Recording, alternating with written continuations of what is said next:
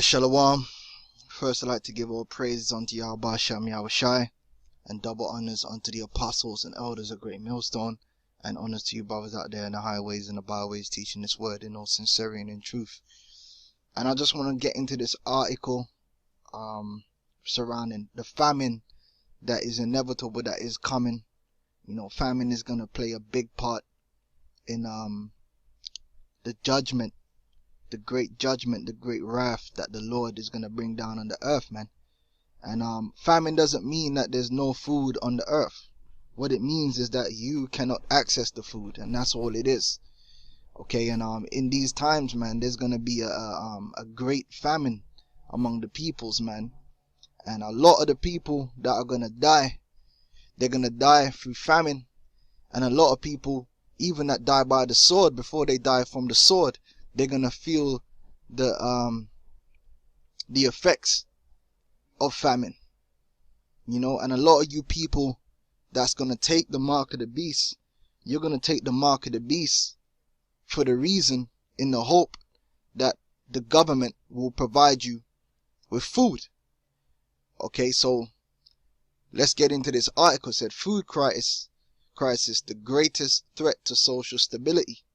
And they got an image here of empty shelves, which that's prophecy. In fact, that wasn't on the list, but let me get that.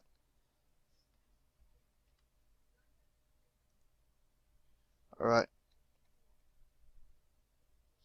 Second Ezra 6 chapter. A lot of you guys out here that's scoffing, your thing to do is talk shit about Great Millstone, run your mouth. A lot of you are gonna feel what it's like to have your own body consuming itself, and you're gonna be humble in that day.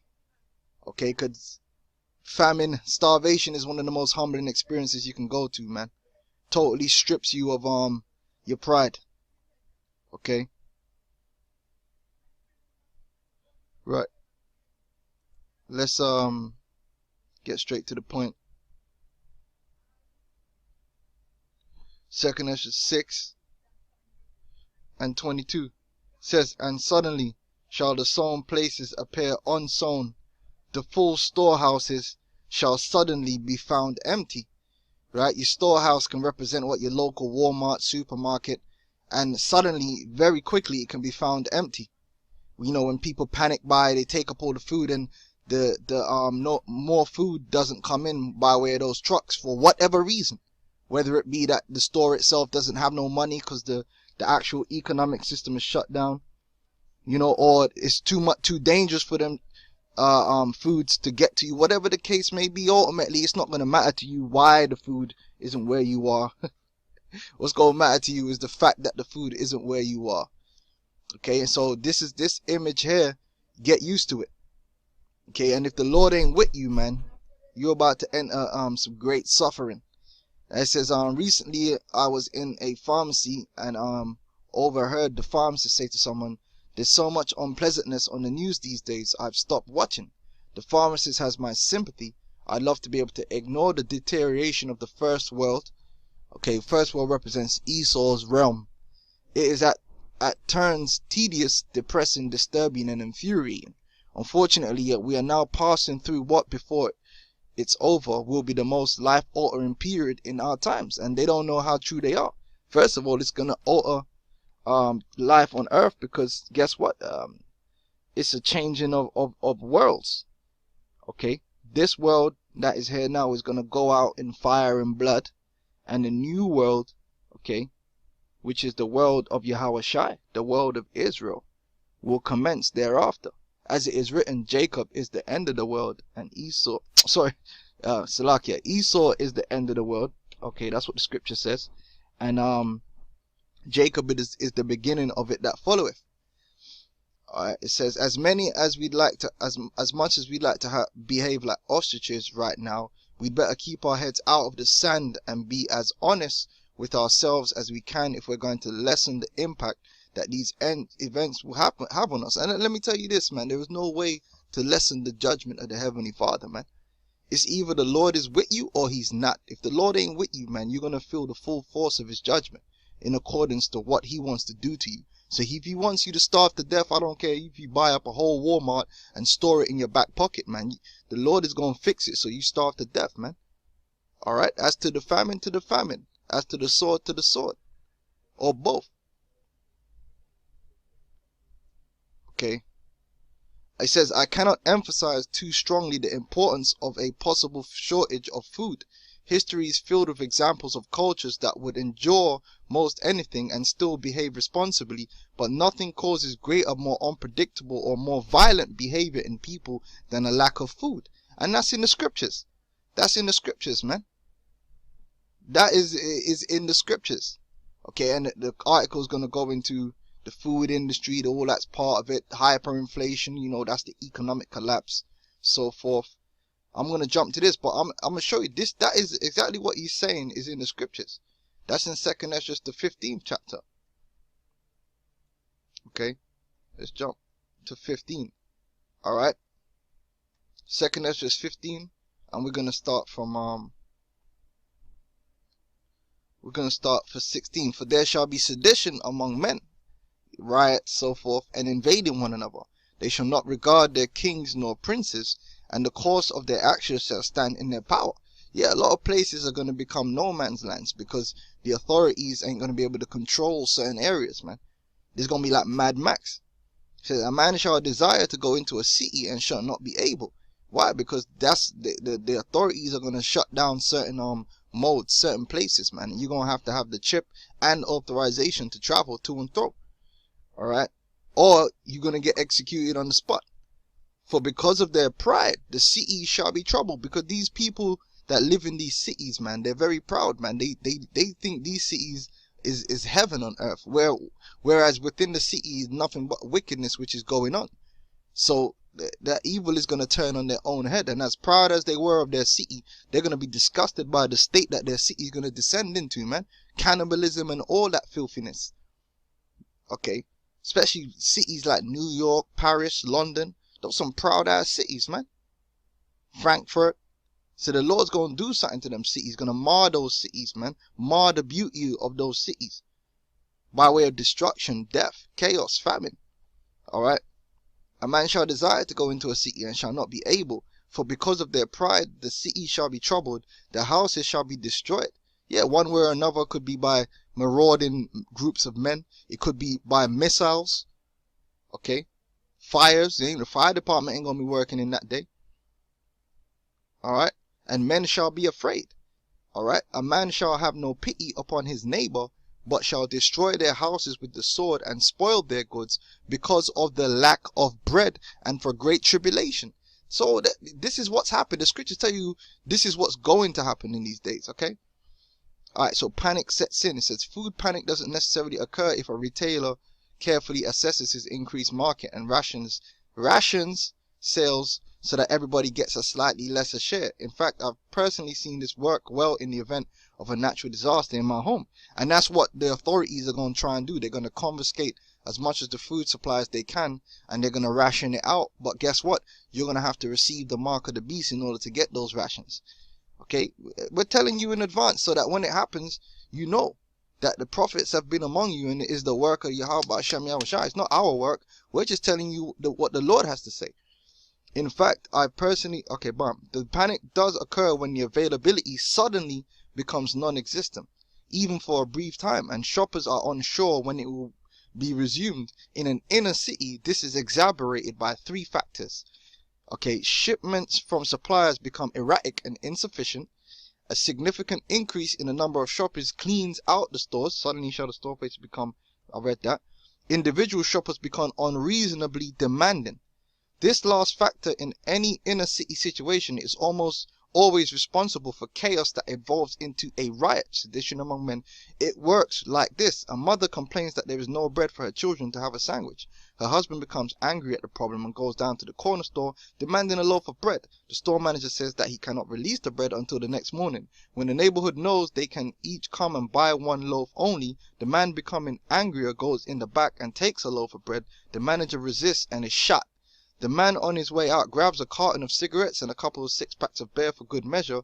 The store, now unmanaged, is looted. Those shoppers who are normally peaceful become people begin to panic and realize that it's time to grab what you can. In these situations, the food stores are generally cleaned out quickly. In a very short period of time, a full-scale riot may be in play. In most inner cities, the liquor stores are hit early on, then the appliance stores, and so on down the line. And another thing, if the electricity gets cut to a certain area and you don't have refrigeration, then that straight away, most of the food you got is only going to last, what, 2-3 days, and that's it. You can't eat it. It's rotten. Okay, but this is no ordinary riot. Unlike a riot triggered by, say, a TV news clip of some policeman beating a seemingly innocent man, the trigger is ongoing, and more importantly, it is not at its heart anger-based. It is fear-based. Yeah, the fear of dying, the fear of going without, and it is self-perpetuating. Shipments are not resumed to a store that has no one running it, and that's why they're going to have to bring in the military. Worse, additional store owners close for fear that they're next. The situation escalates very fast. Enter the cavalry, and this is exactly what's going to happen when they usher in these crises. Whatever the spark is going to be, whether it's the war, whether it's a major terrorist attack, whether it's an economic collapse, which all these things can trigger each other. Okay, what's going to have to happen is the state is then going to have to take control. Alright, and through that taking control, they're going to issue that mark of the beast. That's going to be part of their measure to control the mark of the beast, because that's what the mark of the beast is control. While the US and Europe have seen many riot situations, and we can therefore study how they play out, a series of self-perpetuating riots have not taken place before. It's likely that within weeks a national emergency would be declared, and rightly so, but how to deal with it? Certainly the president and the state governors would quickly begin to work with wholesalers to ensure the food got to the city. So that's your FEMA executive orders, man. The government are going to have to take control. It's no longer going to be a private enterprise anymore. They will utilize the private infrastructure that's already there, i.e. Walmart, whatever the case may be, but it will no longer be private. It's now going to be run by the state. Needless to say, suppliers will refuse, stating that in such a situation they cannot get paid for any food that they deliver. Truckers will state that they cannot accept the danger that their drivers will be exposed to, and then therefore that's why the public sector, the state, the military, they're going to have to take control, and they're going to have to force truck drivers to drive where they want. Civilian, I mean, come on, man, listen. And this is when I bring up these FEMA executive orders, man. This is just an example. These FEMA executive orders apply anywhere, because all these different governments, they have the same measures. They just come at it with a different name. Over here, they got something called the Cobra team. Okay, it's the same thing. Cobra, FEMA, it's the same thing. It's emergency powers. Okay, now when you go into the FEMA executive orders, which go look it up for yourself, you'll read through the executive orders. This is what they want. Government 10998 allows the government to take over all food resources and farms. Now, in terms of people driving the trucks, they'll start making people, they'll chip them and make them drive the trucks. Civilian labor camps, slavery. That's just Executive Order 11000 allows the government to mobilize civilians into work brigades under government supervision. You understand? So this is where it's gonna go. Everyone's gonna end up working for the government any damn way. It's gonna be the end of the private sector, man. The state, and that's really what they want: state control, centralized control, no competition. Okay. So that's that chip. It's gonna be all over the spot because they need it. All right. Let's go back. This is a beautiful article. It says, politicians feeling the pressure from their constituencies will want to act decisively even if their decisions prove ineffectual. In such cases, those politicians who are more conservative may decide to send in truckloads of food to be handed out for free with the control of the Department of Homeland Security to keep order. Okay, yeah, the food's going to be handed out to free because what? The people ain't going to have no food, no money anyway. The money system's going to be done away with. So what you're going to have to control that is the mark of the beast. Those politicians who are more liberal will believe that the right solution is to nationalize food supply in their states and to take over the control of delivery. Like I just said, that's what's going to happen. This is what's going to happen, the nationalization of everything. Okay? As can be imagined, the results will vary from suburban situations in which the store staff are blah, blah, blah, blah, blah, blah, blah. I don't need to go. Now it says how it all shakes out. I want to move on to this. Historically, there's nothing so chaotic as famine. As long as people have a crust of bread and as long as it arrives regularly, there's a chance that events may be controlled. It's the very unpredictability of supply that causes panic, and the greater the concentration of potential recipients, the greater the panic, i.e. in these cities. Okay, small wonder that when I speak to friends and associates about the great unraveling, this one facet often makes them recoil in a desire to avoid the subject entirely. Once this particular house of cards begins to fall, which it will fall much faster than the economy in general, and the results will be unquestionably extreme. So if the politicians are unlikely to effect a workable solution, at least in the short term, how does this all play out? After all, no famine lasts forever. What historically happens during a famine is that chaos ensues for a period of time. Some people are killed in attempting to take food from the authorities who control the distribution, and that's going to happen. You're going to get groups of men, militias or whatever, who have guns or whatever, and they're gonna come up against the government to take the food. They don't want to take the chip. They don't want to be under the government. Other people are killed on their way home by others who want the food they are carrying. Others are killed in their homes when raided by those who are hungry. I just read this in 2nd Ezra, the 15th chapter. Still others die of starvation. It is horrific to say, but after a time in such situation, famine becomes the new norm, and as illogical as it would seem, this is the turning point. Chaos eventually devolves into hopelessness and listlessness, and panic disappears. Then at some point the lines of supply are slowly restructured, generally on a more limited scale than before. Okay, so that's the point on that. Let me get 2nd Ezra, because a lot of you people out there that score for us, man, you're going to understand the true nature of your nation, and what's it called? Inanition. There's an actual word which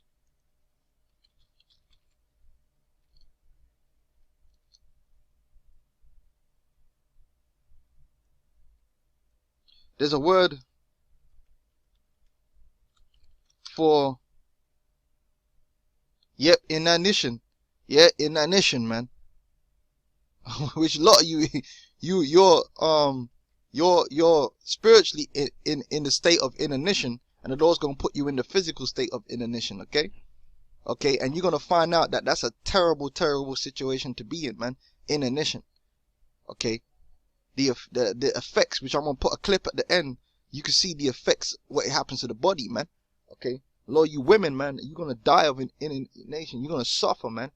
That's gonna humble your ass down. You ain't gonna be running your mouth when your mouth's all dry and crusty, man, and your stomach is caving in. All right, it's a terrible way to go, but it's in the scriptures that a lot of you scoffers, a lot of you people out there, that's gonna be your judgment. Some of you are gonna be in that state, and you think you're gonna die, but you're not gonna die. You're gonna get killed and eaten, or you're gonna get hit by the missiles. All right, let's get 2nd Ezra 16.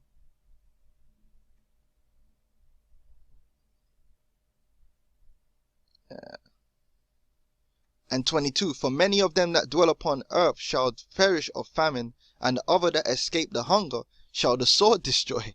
Okay, so you might escape the hunger, but the sword's going to destroy you. And the dead shall be cast out as dung, and there shall be no man to comfort them, for the earth shall be wasted, and the city shall be cast down. Okay, so with that, I'm going to say shalom.